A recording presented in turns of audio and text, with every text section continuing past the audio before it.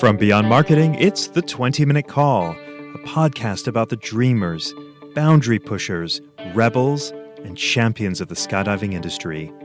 Each episode is a narrative journey highlighted by the highs, lows, and luck that the skydiving industry delivers, as told by the most influential people within the sport.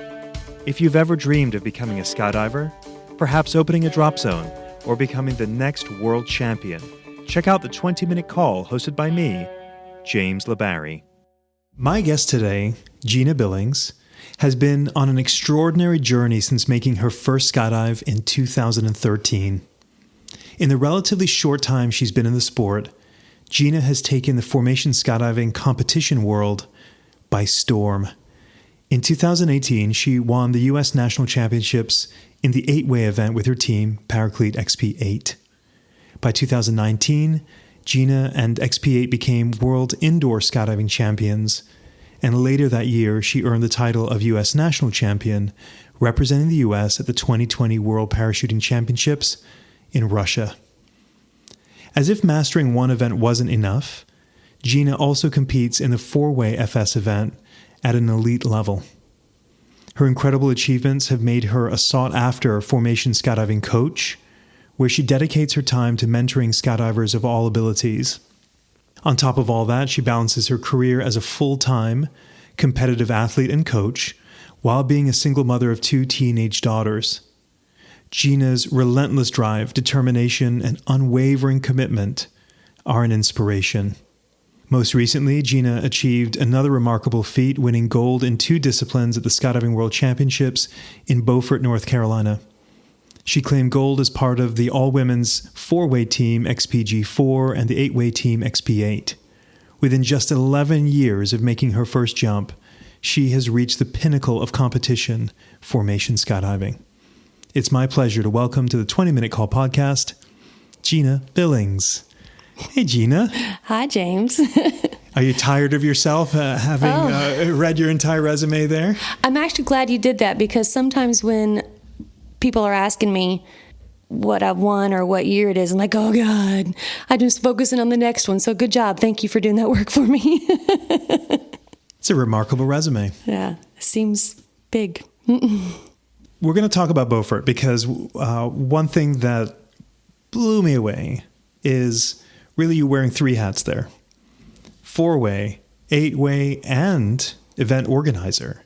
So we're going to come to that, but let's go back to the early parts of your life. What kind of kid were you? Where are you from? Do you have siblings? Share a little bit about your background. Okay. I grew up in Tennessee all my life, and we moved a lot, but mostly in the rural area with trees, and there's no short supply of caves and rivers and streams and cow fields for kids to play in. So that was kind of my upbringing. I have an older sister, a younger sister, and a younger brother. So I'm somewhere in the middle. I mean, I guess I was kind of a quiet kid. I know I got left quite a few times at school and stuff because I'd be sitting there reading a book or hiding in a corner and nobody even knew I was there. So that was probably that. And then I got a little adventurous with my cousin Eric, who was always a troublemaker. Climbed up trees, got chased by cows, broke shoulders, fallen off balance beams, all the fun stuff that you do as a kid, rolling down hills with bikes that you shouldn't be doing, broke a lot of bones, and after that, just grew up, I guess. It sounds like you were a tomboy. I didn't start out as a tomboy. I kind of got pushed into it by my cousin Eric. He did it to me. So, a couple of siblings. How would you describe your childhood? Was it good? Was it a tough childhood? How would you describe it? Oh man, you were going to have to charge therapy sessions and put me on a couch for this one, because it's not an easy story. So I'll try to cut it short. It wasn't an easy childhood. My parents were 2 completely different types of parents growing up. My mom was the Christian Baptist, threw us into church every Wednesday evening, every Sunday morning. My dad was an alcoholic, which usually turns into abuse. There were many times where we'd be hiding from him, have to disappear for a night and come back. She finally divorced him, and then it turned the other way. Then she turned into the drugs and was out partying all night while he was trying to be better because he wanted his family back. So it was just bouncing all over the place. Long story short. That is a long story. And thank you for sharing that. I guess my when I hear something like that, that's tough. But a lot of people don't come out of it, a childhood like that, to be such a high achiever. And I think, and at the same time, I think many do, but you have definitely not gone in that direction, at least of what I know about you. So what kind of student were you? Were you striving to sort of get away from that? Can you give me a glimpse of that? And please stop me if we're getting a little too personal here. Okay. How did I get out of it? I'm going to put it a lot to actually reading. Like I said, I was the kid hiding in the corner reading books. That was the start of it. In the time that my mom was divorced and she started dating another guy, his name was Dave Lockwood. We lived with this guy for a couple years, and he was the first person to ever teach me anything like math, school. He was always there to help me.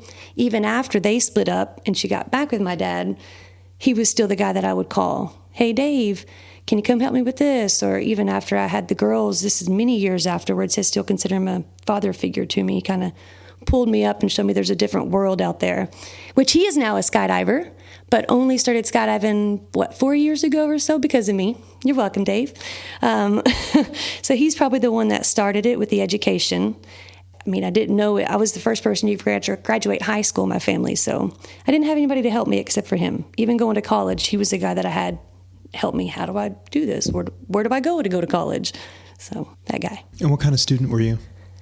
I was a good student, yeah. I got away with a little bit more in high school, as most kids do, of not needing to study as much. I was working full-time in high school, and so I missed a lot of school to go to work. At that time, I was a car hop at Sonic Drive-In, and we got paid a salary, which was minimum wage at that time, and tips. So my checks went to my mom to pay the bills, and my tips got to stay to me. But I got the better end of the deal because the tips were cash, and it was usually more than the check anyway. So with that, that's kind of where I got into the college part, which wasn't as easy. College wasn't as easy as high school. I couldn't just kind of run through it, and I had to study a lot. And that's where I learned how to really juggle time and not sleep very much, I think was the working in the college. What were you studying in school? I started out, I wanted to be a nurse because I thought that'd be a great career, having 2 kids at this time, and I could have a job anywhere, and I could probably work around things. And so I went through the process at the community college to get accepted to the RN program. Pretty big deal. I was so excited when I got there. I can't remember, it was like 30 people out of 300 that they picked for this program, and I was so excited. I go to orientation, and they start explaining all that you have to go through with the classes, the labs. It was basically working another job for free. I was like, this isn't going to work. So I did all of that to get there, to realize that there wasn't enough time in the day to go to school for that, to get through raising these 2 kids and work at the same time. So I switched my career, and that's where criminal justice came into play. So I then changed to criminal justice and then got a degree in criminal justice and psychology. So this is quite remarkable to me. And I often say, no matter how hard one can work, man, nothing compares to being a parent. And, in your intro, I read that you were a single parent. Were you a single parent at that time also? Yeah. I got pregnant at 17, a week before high school graduation, with my first love, first boyfriend. I thought it was everything. And he's actually the father of both of my children. I was pregnant with Alyssa, my youngest, when we split up. And I'm not making this up. I know it sounds like it's crazy. My story's crazy. The reason we split up is because I walked in on him and my sister in my bedroom. I'm telling you, there's a lot to unravel here. So that's why we split up. And after that, I dated. I was actually married and divorced very quickly. My longest relationship was probably 2 years until Kirk. Yeah. So, when I hear that, I go, wow, how were you able to, when you become a single parent, it is all consuming. And then to be able to have the presence of mind going, okay, I got to improve myself and my situation for myself and my kids. How were you able to manage doing school and work and taking care of your girls? My family helped me a lot, and then the girls' mom and dad really helped out a lot. when it came to needing a babysitter, because at this point, when I was early on in the school and then the working, there was no daycare for them and they weren't of school age yet. So that's kind of where they came into play. Their grandmother really helped out with them. And then my older sister helped out quite a bit too when she was around. After that, the school, when they were in school, that's easy. They're in school, you can do yours. And then in college, I guess everybody who's been to college probably knows, you can kind of fix your schedule to where it's 2 days, you just have 2 really full days, and then Sonic drive-in, I wouldn't be anywhere without Sonic. Like they worked around everything for me. Let's freeze frame this time, right? This is a time of struggle, I have to believe, right? Like we're just trying to keep it together, right? Could you even fathom that your life would turn into you becoming a multi-time world champion skydiver? No. In that time, I would go to work with no money, hoping I made $5 in tips to have gas to come home with. So in that time, no. I didn't even know skydiving existed. In that time, all I really wanted was to kind of break the cycle. Like I wanted my kids to go to college. I wanted them to have a better life than I had.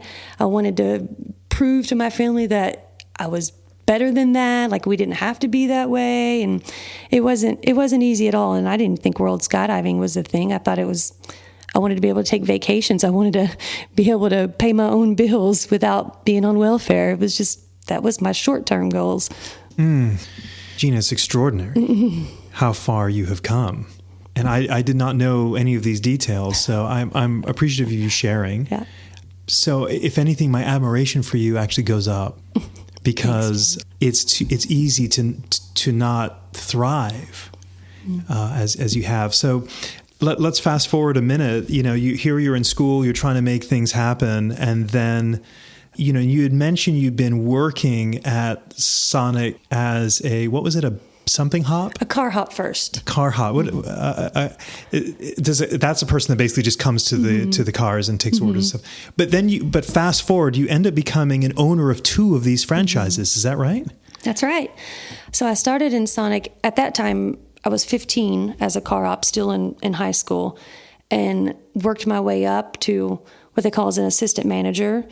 I was an assistant manager before I was 18, so I'm opening and closing a restaurant and have keys to this, and I'm cleaning shake machines in the middle of the night at 16 years old, just based on work ethic. I think I stayed in Sonic because, as I said, I wouldn't have been able to go through college. I wouldn't have been able to pay my bills and go to college, especially without them. So I stayed there this whole time. At one point, I was doing Sonic as an assistant manager, and I was also a juvenile probation officer, making more as an assistant manager than I was juvenile probation officer with a college degree, and Sonic paid more and I had benefits and they took care of me. So yeah, I ended up, it wasn't that I had money to buy into it. They believed in me enough that one of the ways of getting into it, they sent me to Ringgold, Georgia, which was about an hour and a half from where I lived, and I think 2 hours earlier in time. And they said, this store's not making money. If you can go there, we only need you to be there for 6 months. If you can go there and kind of show us that you can turn it over, we'll invest in you and we'll put you in a store. So they were going to buy me in. And I was like, heck yeah, put me in. Yeah, I'm ready. So I go. This store is real bad. People are curling their hair in the drive-through window.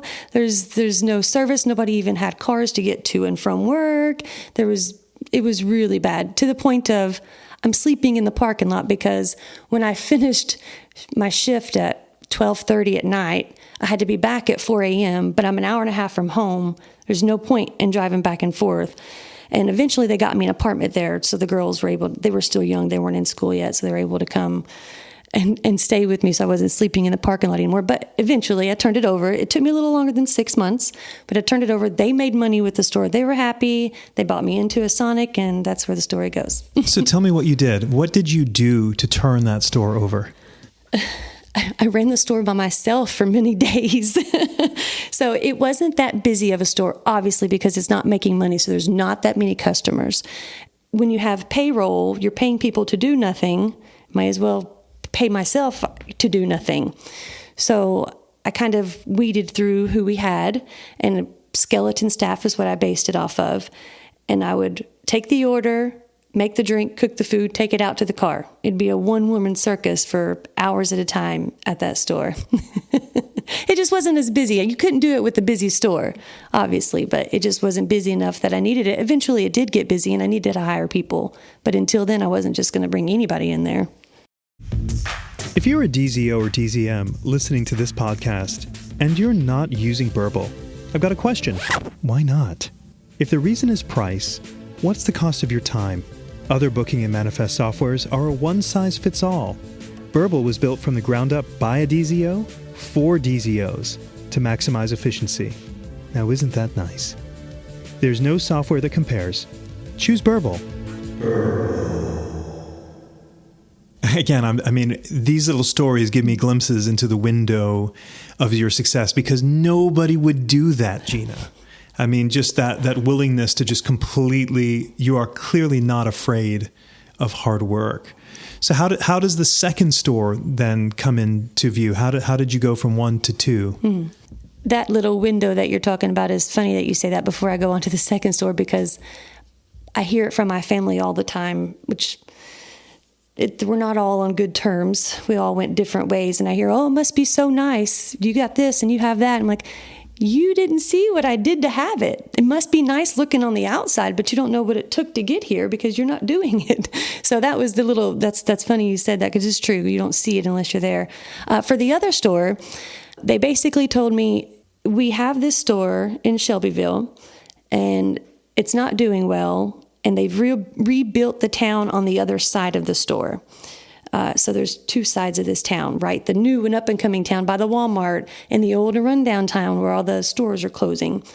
And they were like, my supervisor, who I first started working for, was a manager for me, said, they want to bulldoze it, but you have an opportunity here to double the money if you're willing to take it over. I mean, I knew it was going to be long days of 2 stores. And so I was like, okay. He's like, I'm not going to give it to anybody but you. So if you want it, you take it. If not, we're just going to bulldoze it. I was like, well, I want it. Give it to me. And that's where it came in. So that's the second. That was an easier one than the first. It could have been very easy for you, Jeana, what I want to understand here, to be bitter or, give up. Where does this wherewithal come from? I don't know. I don't know. I wish I had an answer. I don't know. I can't pinpoint it. I just know that I saw everything around me and I didn't want that. And when I got pregnant, I really realized it's not even about me anymore. So maybe that's it. I don't know. What do your daughters think of their mom today, knowing your story of how incredibly hard you work to improve everyone's lives, theirs and yours, and what you're doing today? I think they're very proud of me. I know that they are. They brag about it all the time. I would like to think that they're happy with the way things turned out. I know at certain times when kids are teenagers and I moved them to North Carolina, they weren't happy at that time. It's the end of the world. You're 16 and your mom moved you. But you'd probably have to ask them how they really feel about it. I mean, I know they love me. I know they're proud of me. I just don't know if they would prefer I was still working at Sonic or if I was a skydiver. That's a question you might have to ask them. I don't think they worry about the safety part of skydiving as much because they know it's a dangerous sport, but I'm making it as safe as I can. So I don't know if I'd have to ask them. Never even asked them. Maybe I should. I just assume they think their mom is kind of a badass. And I would have to believe. Tell me, Jeana, so we got the 2 aspects of really coming up in Sonic, but there's also you were a juvenile detention officer. What does that entail? It was a juvenile probation officer, and I worked for a company called Sethra, which was when kids get in trouble, they go through the court system. But then if the court system can't do anything else with them, there's another layer of it. They get in there and the judge says, well, you're going to get sent off, or you can do this other probation, which is what we were. And it's not a normal probation where the normal probation is like once a month, you kind of see your PO. This was a lot more entailed. I had to see the kids like 3 to 5 times a week. I had to go to their house. I had to go to their school, random visits, make them come there. We had certain assignments for them to do, just more of a stricter probation for them is what it was. I mean, that sounds like a really tough job to see struggle. Mm-hmm. I can't imagine there was much joy there. Was there?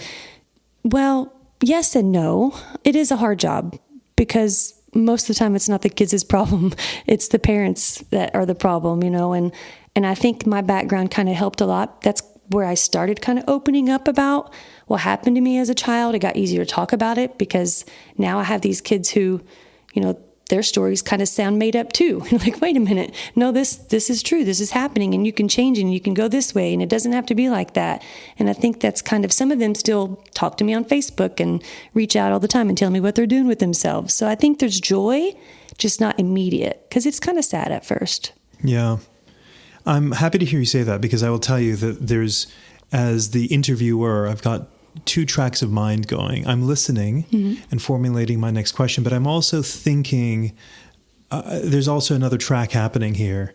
And I'm so appreciative of your vulnerability, but I'm also fearful to maybe go in areas that you don't want to talk about because this is all a lot. It's painful. It's a lot of stuff, and we're on a skydiving podcast. But as I mentioned, it's the makeup of you. Like, you are doing something so extraordinary in skydiving. When I look at your level of achievement, my first thought is, what's driving this? What is got you operating on another level that maybe if you're, and I'm going to make an assumption here, but it maybe if you grow up a little bit more comfortable, there's no need to drive quite as hard because why? Let's just live our best lives, why don't we? We have everything we could want and need. You're coming out of a place of nothing's been given to you, by the sounds of it. You are self-made, and not because you felt like it would make a good story or narrative, is because, hey, it's sink or swim. So my take at this moment is, Jeana, yeah, you're hardened by, you've had your accomplishments. I don't want to say you're not hardened. You're actually extremely the opposite in speaking with you, but you have sort of been forged. Like, I only know one speed. That's survival. That's to do whatever is needed to be done to get me X. Do I have that right, would you say? Yeah, you have it right in so many ways, and hardened is the right term. I'm just trying to be a better human and not expect everybody to be just like me. Kirk reminds me all the time, even with my kids, he's like, hey, not everybody's the same as you, Jeana. He's like, remember, people have different backgrounds. Like, even when I've got a 20-year-old, I'm like, what? So it's too much for you to walk your dog, do the dishes, and take out the trash? He's like, wait a minute. So he's kind of bringing me down, because it is easy to kind of get into the mode of, well, this is easy compared to, how I grew up, and I get angry with the kids over there. He's like, hey, don't do that. Or even my teammates. Sometimes, like you said, it's sink or swim, do whatever it takes to survive. And sometimes my 100% is not the same as somebody else's 100%. And I try to keep in perspective of that. And I get better every year, I think. But it's not always hard. It's not always the hard side or the soft side. I have to try to find something in the middle. Yeah, it's interesting. And it comes back to perspective. With Kirk, let's say, I'm trying to have empathy and understanding, because he really doesn't have a peer when it comes to, say, jump numbers, gold medals. How does someone like Kirk not get impatient or frustrated with someone that's sort of fresh and new and maybe he's not really paying attention? And you've got someone that is as I asked Kirk in our interview, he's almost like a savant when it comes to skydiving, right? But there's that perspective, though, that he's still taking time to talk to me and others, and we can't even, for us that are not in your arena, can't even understand the nuance of what's happening in his world. On the flip side, it's again an interesting aspect of perspective of your 100% is totally different than someone else's 100%. And having the presence of mind to accept that, because you only, like, your 100% just comes natural to you. It's part of you. How can it not be the same for everybody else? That has to be interesting. Kirk, yeah. He is it is. I can't even imagine what it's like to be him either. And like you said, he's all the little things I don't know what I don't know because I don't have his experience. But I think his ability to stay humble all the time and kind of go back to what he can learn about himself, not ever afraid to say he's in the wrong or apologize, or he learns from the new kids on the team. And that's kind of the human being part of it that makes you a better skydiver. So that's Kirk. A remarkable human being for sure, as you are. So let's bring it back onto you now.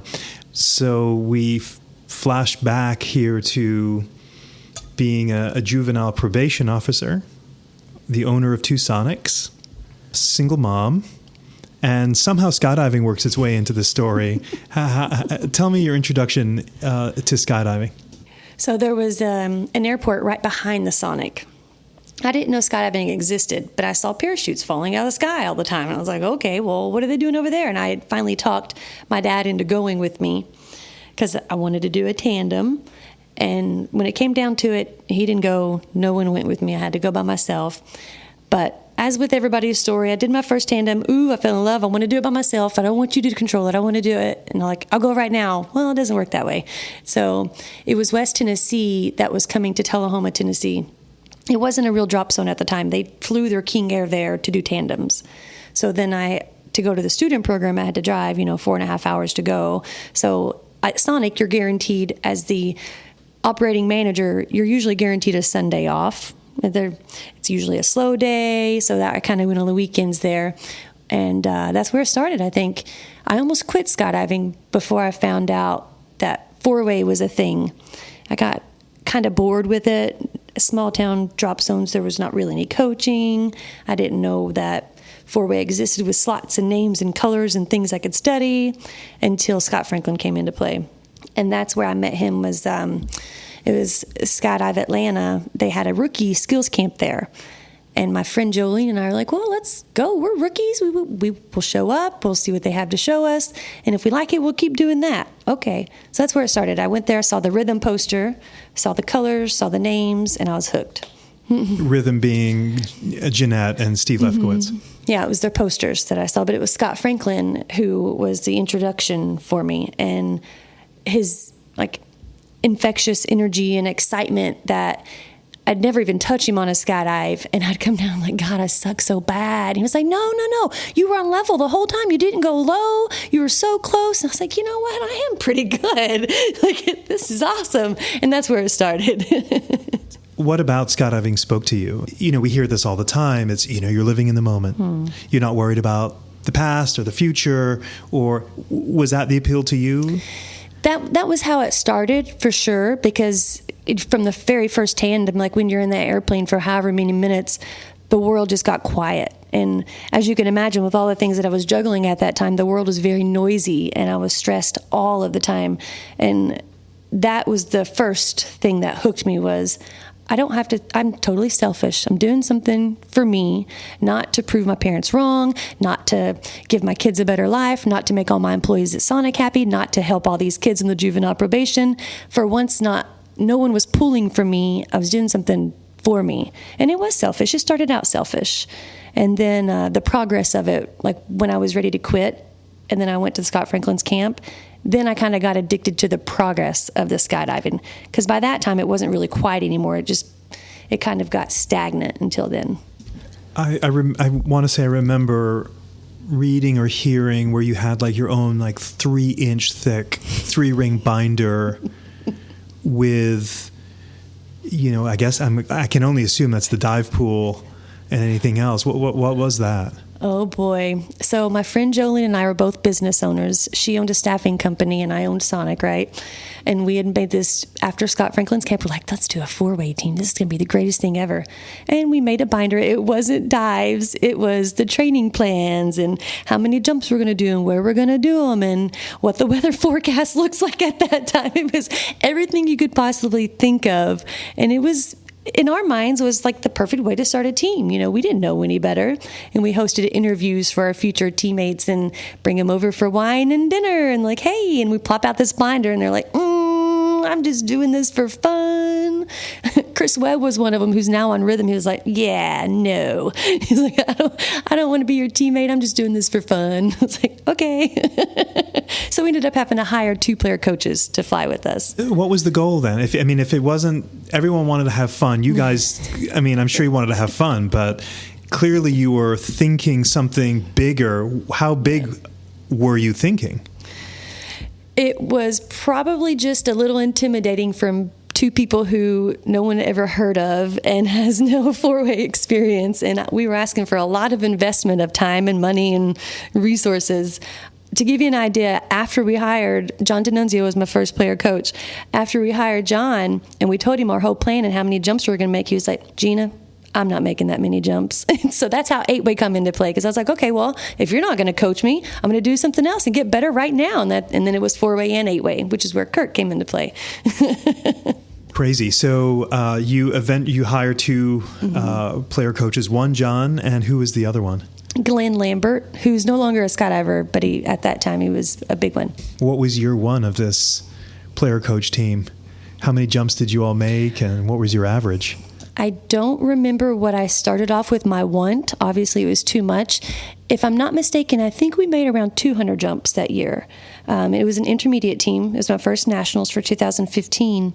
And I didn't get a medal at all. I got a jump-off round.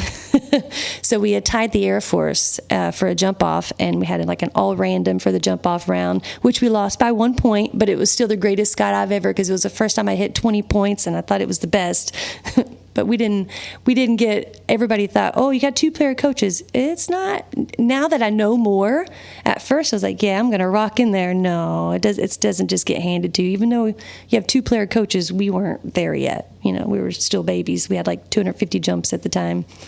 So, Jeana, bridge the gap for me here, because you just said that took place in 2015 or 14? 15. 15. Mm-hmm. By 2018, you're a national champion. Like, what happened in those 3 years between that intermediate team and being an open class national champion? Not intermediate or advanced. Like, what went down here? Okay. After that, John plucked me and Michelle Caramon. We were on Blocksmith's 8-way team. It was the first year for Blocksmiths. John kind of pulled us out of that team, and that's how we got onto XP8. At that time, XP8 was only doing 20 jumps a year, and Michelle and I were completely paying our way as the player coaches were flying with us at that point in time. It wasn't until after 2018 that it kind of became a sponsored team. So that was the 8-way part of it. The 4-way part, I definitely did another intermediate team with the Southern Mixed team. We did an all-girls lineup the next year. 2016, I didn't do anything. I took that whole year off. I actually almost didn't come back to skydiving, but then I went back in 2017. It was a relationship. I'd gotten back with an ex who was a terrible idea, and then got back into skydiving. So 2017 is where Southern Mixed with the all-girls, and then XP8 started for me. 2018 was the hurricane. And the only reason we won that year was because the hurricane here in North Carolina and the Golden Knights came back home. We still only had, 20 jumps. We were still paying for it. We were still players with player coaches. And because we won, I think that kind of sparked something on John. And then John was like, let's do more jumps. Let's train for indoor. And then that's how XP8 became open class. If you're a fan of the 20-Minute Call, I'd like to invite you to be a member of a budding community with me on Patreon. By becoming a patron of the show, you can join me behind the scenes to discuss options for future guests and gain access to some show swag. It's pretty sweet. Details on how to become a patron can be found in the show notes. Okay, back to the show. You're on a caliber of teams with XP8. Case in point, Kirk says to me this morning, he didn't say it in these terms, but this was how I interpret it. He'll be very direct in giving feedback. He is not worried about sparing feelings for truth, which really makes the recipient of that better if they're willing to receive it. The point I'm getting at is when John decides, hey, John knows everybody, Kirk knows everybody. They don't have to have you on XP8. You guys were only doing 20 jumps. They could have filled your slots. Clearly, you had done enough to impress them that you belonged on that team. Mm-hmm. What do you think that they saw in you to say, yeah, let's continue on, build this team with you as opposed to without you?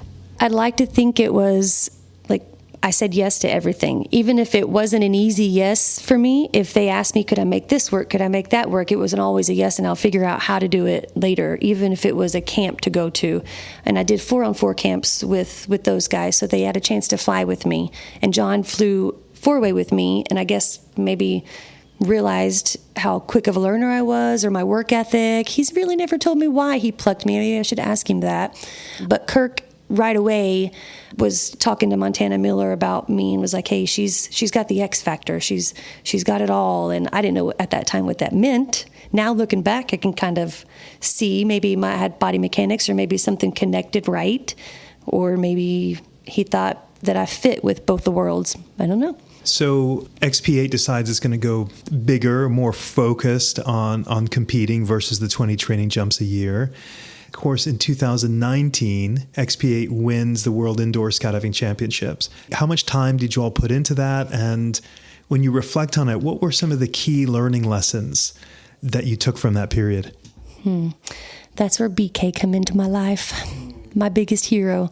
I don't know how many tunnel hours we did. I'm really not good at the pass. Like I said, I'm more focused on how to win the next one. But I probably around 10 or 15 hours maybe that we did with that lineup, with the Steve and Jeanette lineup. And that indoor meet was a big deal for me. Not as stressful, or I didn't want to vomit every day like I did at the Russian outdoor meet, but it was still a big deal because I felt the immense pressure of I'm skydiving with legends, with my heroes, and there was a lot of I don't belong here. And then there was a lot more of having to actually pep myself up. And BK was a huge factor in I'd be sitting next to him and then I could like feed off of his energy, or when I'm trembling, I would just like lay my hand on him and then I would like, okay, everything's okay. Like I was so nervous at the time. He just kind of brought out something that like, you do belong here and you are good enough. You know, he's the master of that. He is a wonderful human being also. It's always good to have a champion in your corner, isn't it? Mm-hmm. He's saying, yeah, you are good enough. Did you have to battle through sort of imposter syndrome for a long time? Or at what point in this journey did you start feeling like, I belong here now? Never.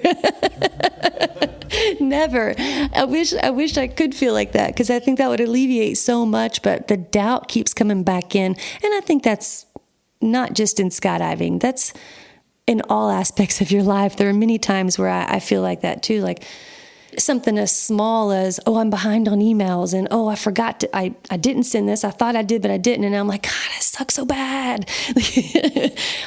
So I don't know. I think it's still always in the back of my head of like, do I belong here? I don't know, but I'm going to keep fighting and pushing and talking myself into it to get through the next round and then see what happens.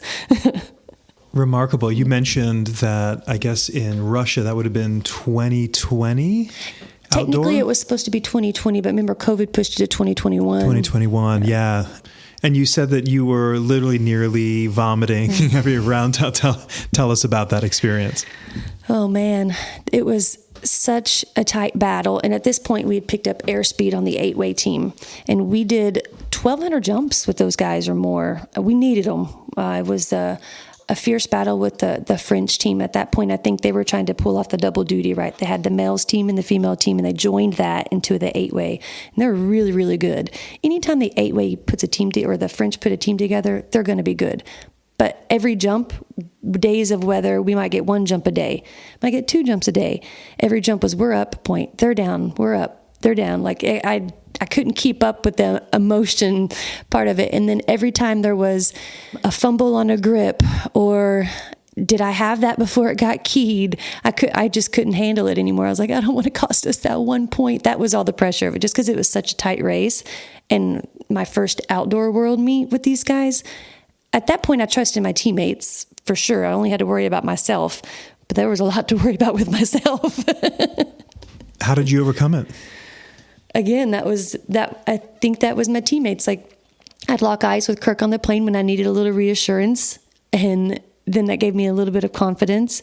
Or like I said, when I get really nervous, the whole thing of like, because BK's my peace partner, I sat next to him all the time, and I'd be trembling, and I was like, I can't tell if it's because I'm cold or I'm nervous. He's like, don't worry about it. You're neither. And I was like, you're right. Or he would just give me that look. He'd roll up his sleeves and like, okay, he's playing for real. And it gave me confidence because he was my peace partner. So I kind of feed off of him a lot. I don't know what I would have done without him, for sure. That's a lovely term, by the way. And I've always thought this of, actually, this is the first time I've ever verbalized it, is peace partner. It's sort of like a little mini team within the larger team, and it's your person. Like, hey, we got each other. We're going to take care of our own part of this. Yeah. Whenever I've spoken to, say, Craig Gerard or Doug Barron, or there's a special connection with peace partners, it seems like, and it's very reassuring to have one. Do you agree? I do, in all the right ways. I was fortunate enough, like my top level team was with BK, of course, because all of his experience and how much passion and heart he flew with, which I had a lot of that. I had a lot of the fight in me, and I think he liked that part about me. And there's so many times where we'd have the fastest block 6 or the fastest block 18, and we'd still land within our team. Our piece would look perfect and it'd beat everybody else, and that's internal competition within your team. And we would land and we'd watch the jumps, and he would still say, I think we can do better. And how did that feel? What did you want from this? And it wasn't just him coaching me.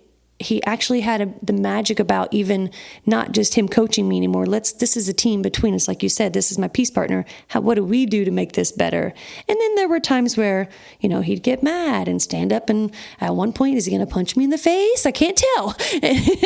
They're all of those things. That's awesome. So you all prevailed in Russia. Mm-hmm. 1 point over 7 rounds. We won by 1 point.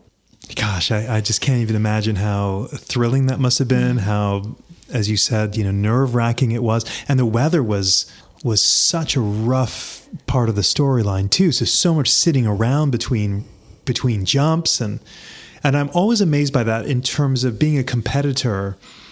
I'm fascinated by flow state, of how you get into a flow state where thought quiets and you just perform. It's all the rehearsal is over.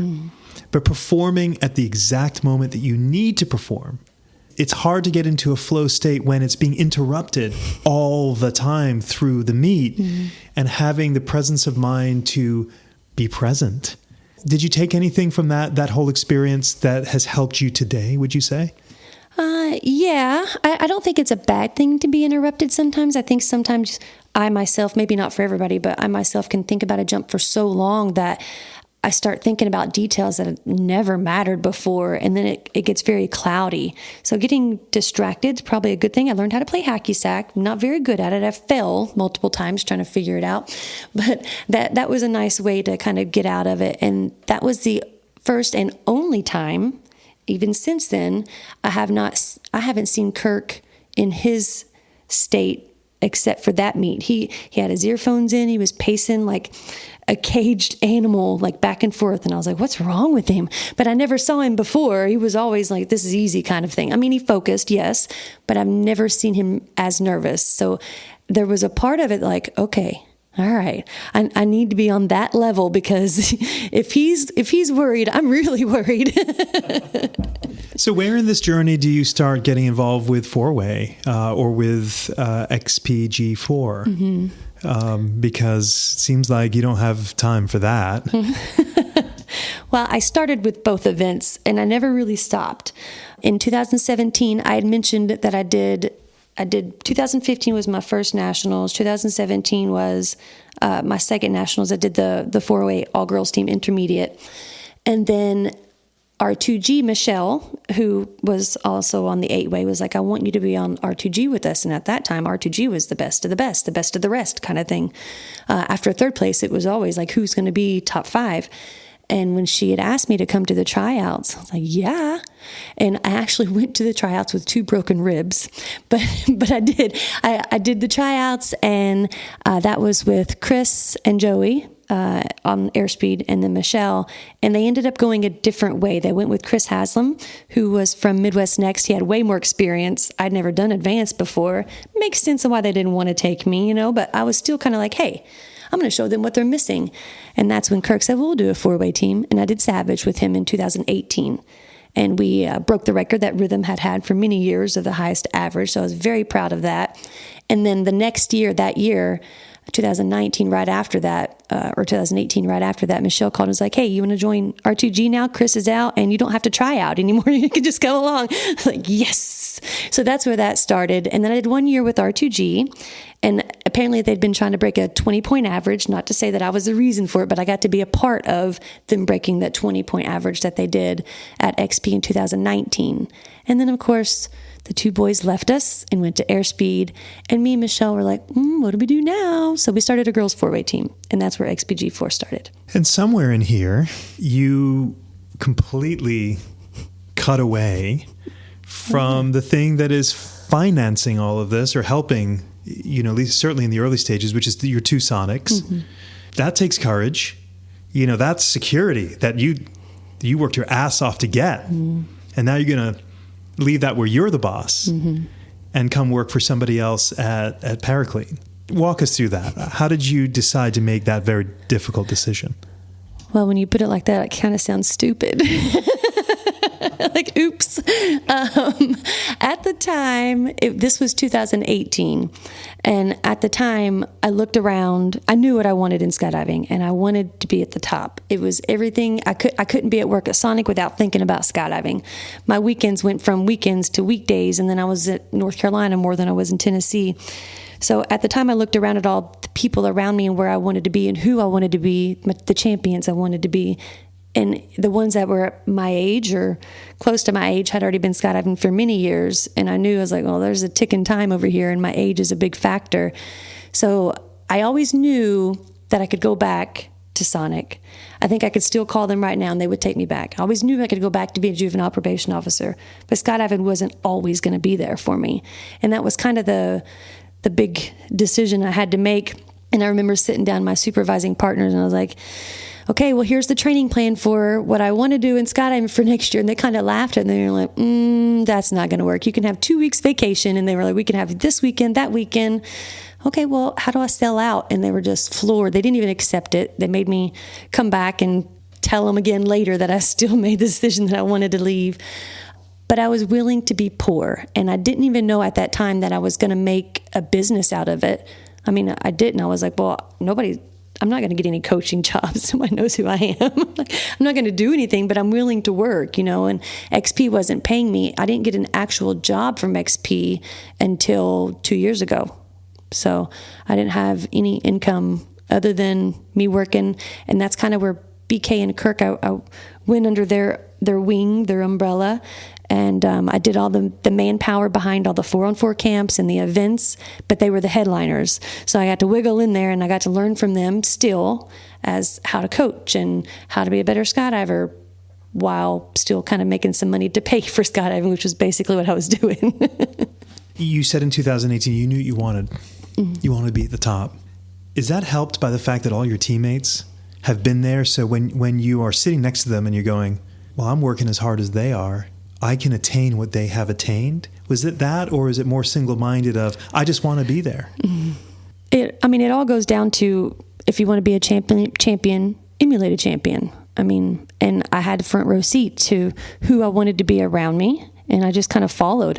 Like I said, I didn't know I'd be double gold here. That wasn't, obviously it's what I wanted. Actually, when I started, I was like, well, I'm going to be the second girl in airspeed. I'm going to be like Eliana. That's kind of where it started. But then it molded into what I'm doing now, and just being a part of the traditions and the battles all the time. Even with my intermediate or advanced teams that I coach, I'm stressed out when they're competing, even though I'm not there. So it's all a part of the growth that's kind of sucked me in here for so long. So let's talk about your most recent achievement, which is, I think that when it's verbalized and we see the outcome, it's impressive. You won gold with the women's four-way team, which arguably is, I want to definitely qualify this because I do have a lot of folks that listen to this podcast that are not skydivers. So I want to make sure that this point is clear. Even though that there is a all women's four-way team, there is parity in skydiving. And while you won the women's event at the World Meet, your women's four-way team is arguably one of the best four-way teams in the world right now. Has that sunk in even as I say that? Like you are, in any four-way meet that you go to in the world with your teammates on XPG4, you all are likely going to win. That's pretty awesome. Yeah. I think, it's sunk in. I mean, we've done, I know Michelle and I have put the work from 2019 to get here, and we got used to getting our butts beat all the time. We haven't won.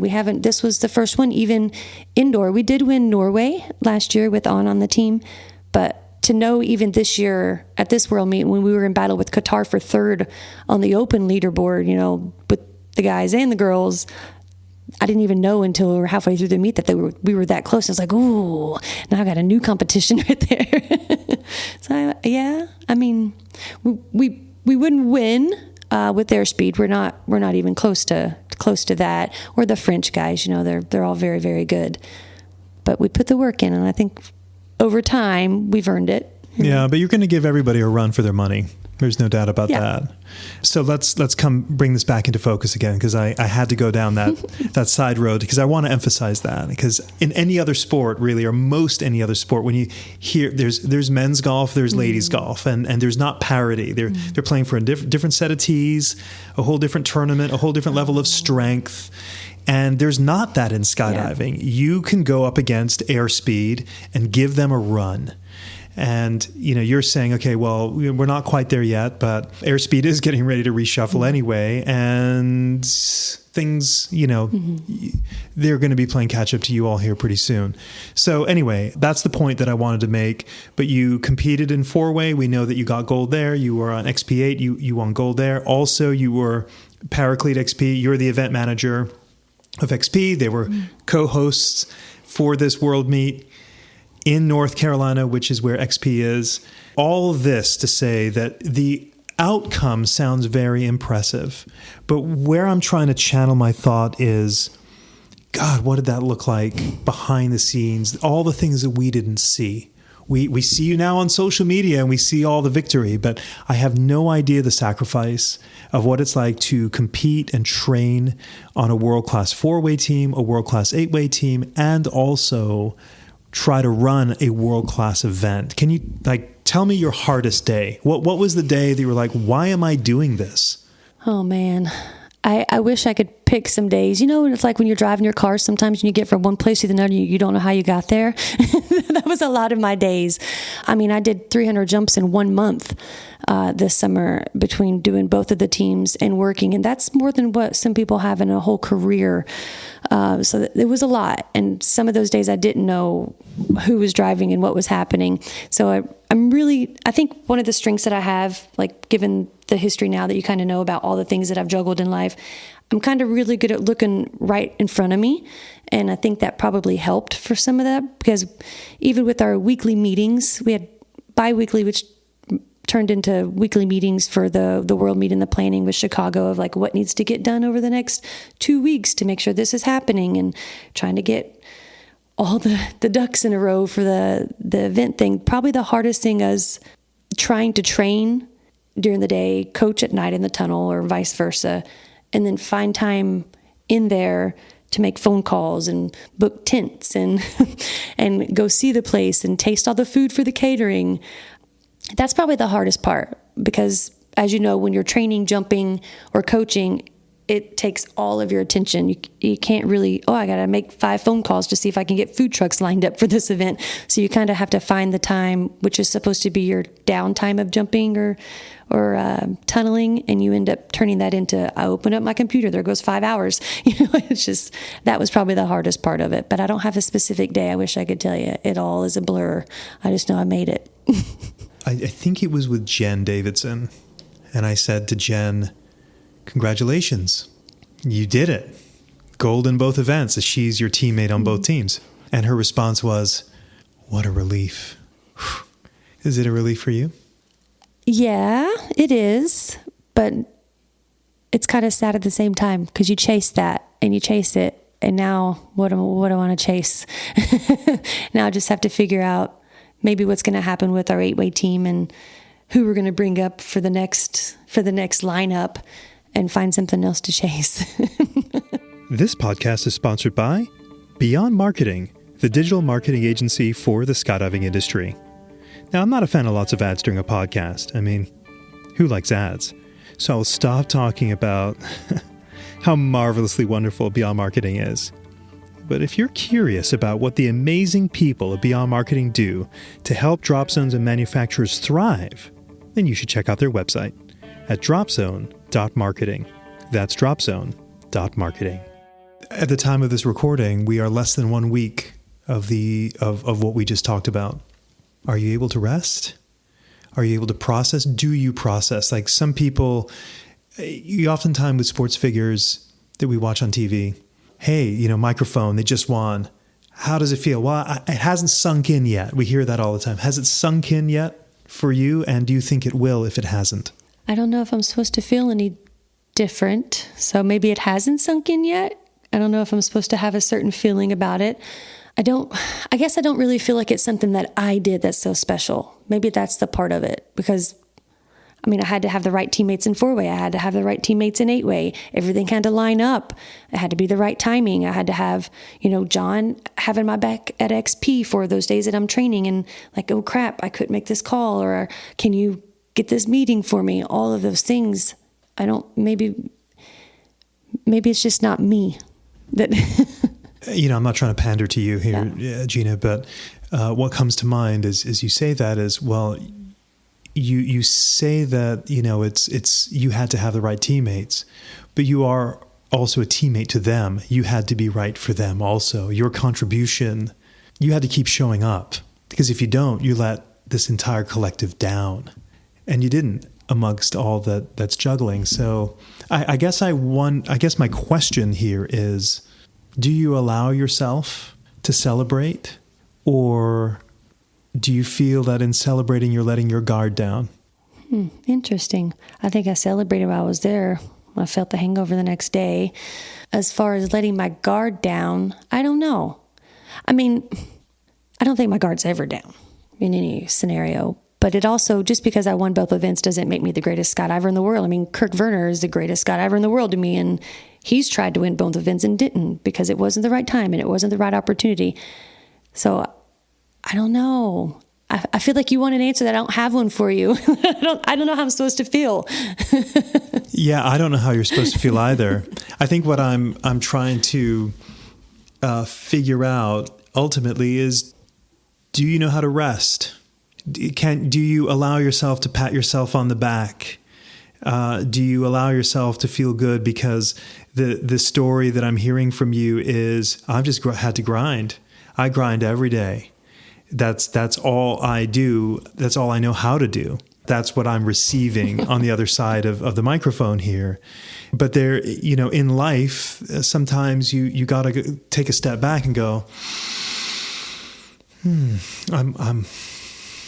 I've done some things here, and it's okay to rest and say, I feel good about this. I know you partied with your teammates.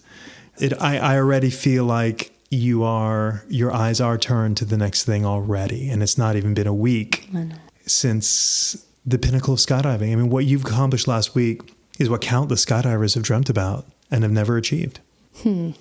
Yeah, but why stop? Why stop? And I will. I have this, I like to hibernate. I'll lock myself in the room for a few days and do nothing. I haven't done that yet because I went straight into organizing the 4-on-4 camp that we have this weekend and working on the Hell Week plans and all the things coming up. So I've already kind of started doing that. At some point, I will. I'll go hide for a little bit and find some Netflix show to binge watch for a few days. But are you uncomfortable with this attention? I'm uncomfortable with the interviews for sure. Maybe the uncomfortable or the discomfort with the attention comes from not feeling like I deserve it all alone, I guess. And I think that's where the part that everybody keeps talking about, the double gold, is, oh, you did it. Yeah, I mean, it's great. I am the second person to do it, but it's not a one-man show. It can't just happen just because I want to do it. It's fascinating, I'm trying to have empathy in terms of you the effort that goes into what has just been accomplished is just so enormous. There is a thread, though, that runs, like, I said to Kirk when I interviewed him, is, when I read your resume, I feel like I'm talking to Teflon. It just bounces off like I'm more impressed than you are more impressed. It's like, yeah, it's just for his own personal gratification. And he's not unhappy by people recognizing his accolades, but, we're like, oh, wow. And he's like, yeah, I'm focused on, I'm not done yet, and that's what I'm certainly feeling from you, is you still have things that you want to get done. And this is just another step towards that, that thing. I am curious, though, as it's been mentioned, and maybe the next time we speak, is it's sort of out there in the world at some point in the universe that I'm going to be the second member of Arizona Airspeed. I don't want to rule that out to say, who knows? Wouldn't that be fun? Yeah, I don't think that's it. I don't think that's happening. I think they probably already have their picks of who's going to be the next lineup of Airspeed. Or you just start your own dynasty. Well, that's what I wanted. That's what we did with XPG4. That was the whole intent behind it. But after the World Meet for the next 2 years, it's kind of like the professional teams. People move and things get juggled and the draft happens and who's going to be on what team next. And we're kind of in that phase right now, which is my most hated time of the skydiving career, is the unknown land. Like I'm not very good with things out of my control. that directly affects my future, So we're in the no man's land. I've never heard it referred to as the draft, but that is essentially what it is. Is there's the players are starting to move around and shift. Yeah, that's so interesting. Jeana, if we could, I often think about crossroads moments, and it's a theme for me. And how I define a crossroads moment is you make a decision, and it may seem like a mundane decision. Had you not made that decision, that tiny little thing that you decided to do or not do totally changes your life. Or you meet someone that is totally coincidental, but they end up having a profound effect on your life and helping, either or, person or circumstance. For me, I left my business card on the right vehicle one day, and my life changed. What is that for you? What is that crossroads moment that had you not decided to do X, or had your paths not crossed with Y, that maybe you and I are not sitting across the table having this conversation talking about last week? I'm probably going to go back to Scott Franklin on that one, because for sure, there's a lot of things that happened between then and now that could have taken different paths, but that was the big moment for me. Otherwise, if it wasn't for him, I wouldn't be skydiving at all. I'd still be at Sonic and chasing the American dream of nice house, vacation, nice car, keeping up with the Joneses, trying to fulfill my life in other ways. So I'm going to give that credit to Scott Franklin and his rookie skills camp. When was the last time you spoke with Scott? Nationals, because he joined a platinum team that Kirk and I have been coaching, an advanced 4-way team at Nationals, and he got back in the sport for the first time. I see him all the time. It must be gratifying to know he's part of your story. Yeah. For him, I have to believe. Oh, I was thinking it's great for me. Jeana, I am very grateful for your vulnerability, and I want to add to that. I think the most courageous thing, is for people to be vulnerable.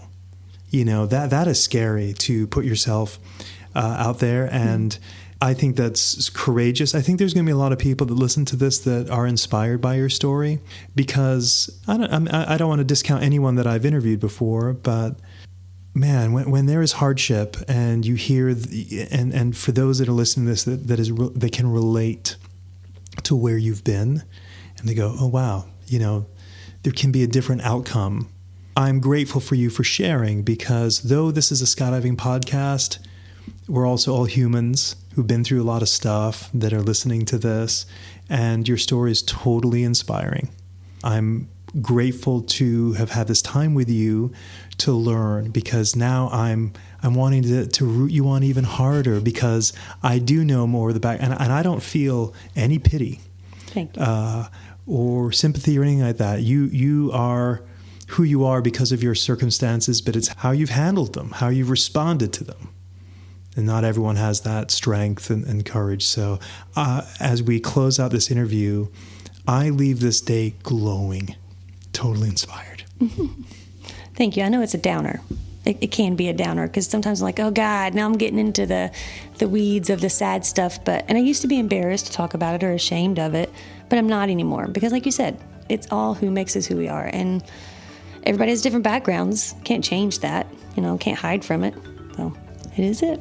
It has been a pleasure. Thanks. Thank you for spending James. time with me. Hey everyone. Thanks so much for listening to the 20-Minute Call podcast. Please do follow us on your podcast app so you always have the latest episode, which is released every Monday.